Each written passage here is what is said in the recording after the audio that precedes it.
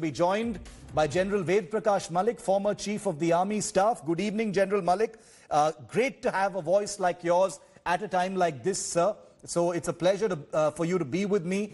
My first straight question to you is your assessment of what happened on the night of August the 29th, sir. There is a statement out from the Indian Army saying that the Chinese attempt was thwarted and preempted. Your understanding and your assessment, sir.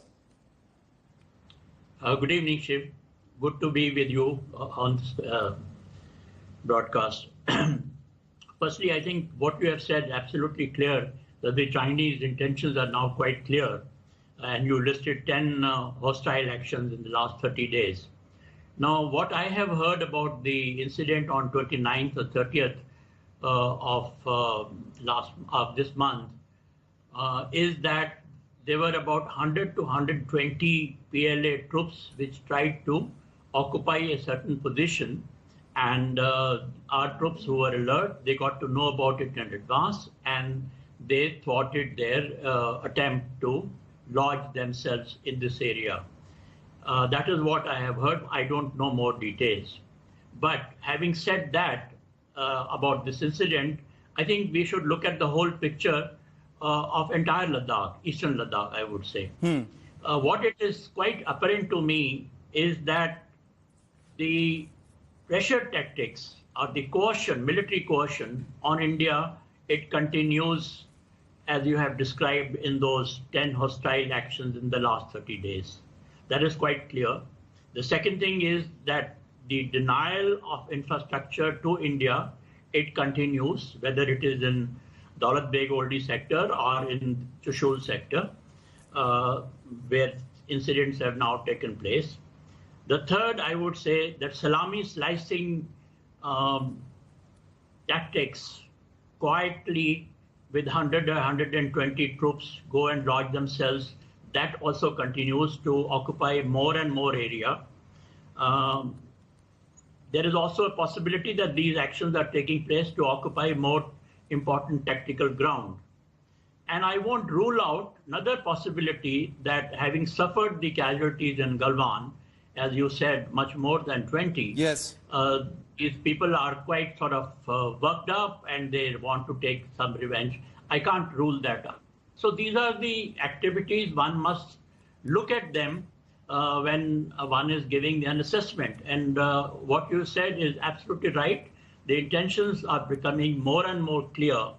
And we just have to keep our guard up all the time while the diplomatic level, whether it is military diplomacy or diplomatic level talks that are going on and on, that can continue. But as far as the military is concerned, it for them, I would say the CBM, the agreement of 93 or the LAC, all that is dead. And we should treat it like that. I don't expect much to come out of the brigadier level or general level talks now. And we have to be prepared to thwart any design, not just in Chushul. My only worry is that more than Chushul, I think Depsang area is more important. And there you might see some action in the next few days. So we have to be prepared all along eastern Ladakh. I would say not even eastern Ladakh, but even other sectors also. Yes. And I'm glad that our troops are ready, prepared, and I have no doubt that by now they have got adequate wherewithal and they have been adequately acclimatized to take whatever action which may be more in terms of military than in diplomacy. That can be expected. But of course, whatever action is taken, it will have to have Government of India clearance. One thing we have to remember is that any further action after this, it will escalate the situation rapidly, both at the military level as well as political and economic and all other level. So one has to be prepared for that rapid escalation whenever we decide to take any action.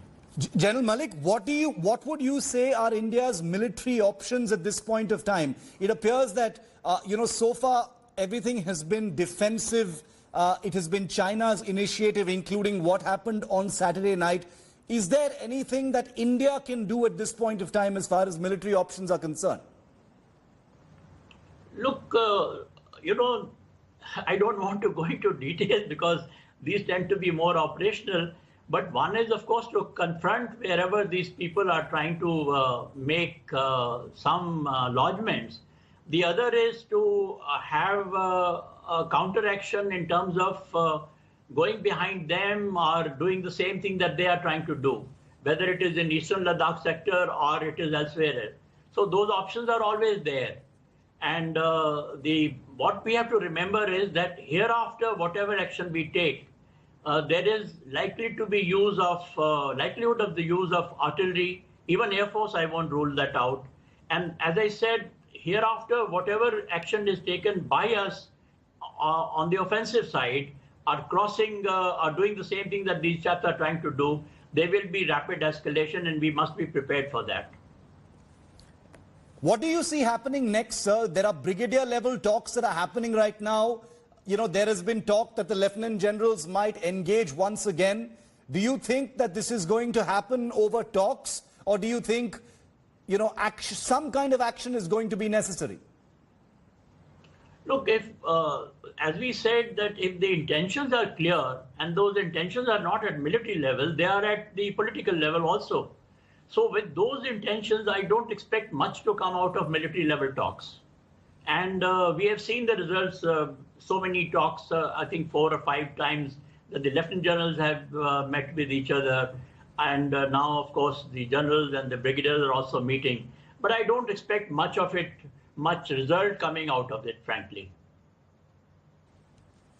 General Malik, thank you for joining us here on India Today. General VP Malik making it very clear that India's options exist at this point of time, but that China has clearly indicated what it actually wants to do. If it was not clear so far in the 118 days since this standoff actually started, what has happened on the 29th of August night makes it abundantly clear that after 5 rounds of talks, 118 days of this standoff, China only wants to occupy more territory, create new facts on the ground, and change the entire status quo as far as the line of actual control is concerned. Well, the Chinese aggression is far from over on the line of actual control. The biggest question now that everyone asks is, what are those military options that India has?